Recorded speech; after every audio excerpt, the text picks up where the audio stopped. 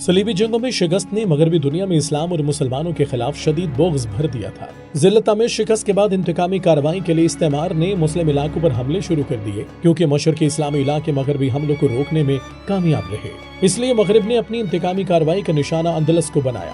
یہاں انہوں نے بے رحمی کا مظاہرہ کرتے ہوئے مسلمانوں کے گھروں کو آگ لگائی، ان کی جانیں لینے کے لیے مشینوں کا استعمال کیا اور انہیں زندہ جلانے کے مراکز قائم کیے۔ ان وحشیانہ کارروائیوں کے بعد بھی یورپ مزید انتقامی کارروائیوں کا خواہاں تھا، لیکن عثمانی سلطنت کی طاقت کی وجہ سے یورپ نے اسلامی علاقوں پر مزید حملے روک دیے۔ 18ویں صدی کے وسط تک اسلامی دنیا ایک جمود کی کیفیت میں تھی۔ مسلمانوں نے اسلام کی دعوت کو پھیلانے کی ذمہ داری ترک کر دی تھی اور وہ روحانی طور پر کمزور ہو چکے تھے، جس کے نتیجے میں دشمنوں کے دلوں میں مسلمانوں کا خوف بھی کم ہو گیا تھا۔ مغربی مشنریوں کی تبلیغ اور ثقافتی مہمات زور پکڑ چکی تھی، جس کے بعد اسلامی ریاست مغربی حملوں کی زد میں آ گئی۔ روس نے ملکہ کیتھرین کے دور میں عثمانی سلطنت کے خلاف جنگ کی اور کامیابی حاصل کرتے ہوئے آزوف، کریمیا اور بحر اسود کے شمالی علاقوں پر قبضہ کر لیا۔ 1884 میں روس نے ترکستان کو ترکی سے چھین لیا اور وسطی ایشیا پر مکمل قبضہ جما لیا۔ مگر روس ہی نہیں، دیگر مغربی طاقتیں بھی اسلامی دنیا کے خلاف متحرک تھیں۔ فرانس نے 1 جولائی 1798 کو مصر پر حملہ کیا اور اس پر قبضہ کر لیا۔ 1799 میں شام کے جنوب میں بھی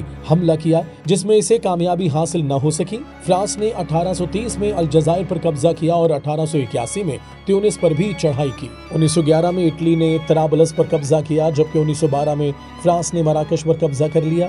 اس طرح شمالی افریقہ مغربی نو آبادیات میں تبدیل ہو گیا۔ برطانیہ نے 1839 میں عدن پر حملہ کیا اور اسے اپنے قبضے میں لے لیا، جبکہ ہندوستان پر اس کا قبضہ پہلے ہی قائم تھا، جہاں مسلمانوں کی طاقت کو کمزور کر دیا گیا تھا۔ برطانیہ نے 1882 میں مصر اور 1898 میں سوڈان پر قبضہ کیا۔ ہالینڈ نے جنوب مشرقی ایشیا میں انڈونیشیا اور ملائیشیا پر تسلط قائم کر لیا۔ افغانستان اور ایران بھی برطانیہ اور روس کے حملوں کی زد میں تھے۔ اس طرح اسلامی دنیا کے تمام حصے مغربی حملوں کی لپیٹ میں آ گئے اور یہ لگتا تھا کہ اسلامی علاقوں پر قبضہ قریب ہے۔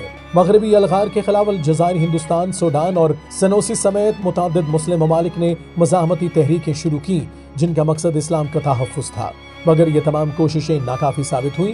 مغربی ممالک نے نہ صرف عسکری حملے جاری رکھے بلکہ ثقافتی اور سیاسی یلغار بھی تیز کی اور قوم پرست تحریکوں کو ابھار کر اسلامی ریاست کو عربوں اور ترکوں میں تقسیم کرنے کی کوشش کی۔ پہلی عالمی جنگ کے دوران مغربی طاقتوں نے اسلامی ریاست کی شکست کا فائدہ اٹھایا اور اس کے باقی حصے بھی اپنے قبضے میں لے لیے۔ 1921 میں ترکوں کو اس شرط پر آزادی دی گئی کہ وہ دوبارہ اسلامی ریاست قائم نہیں کریں گے۔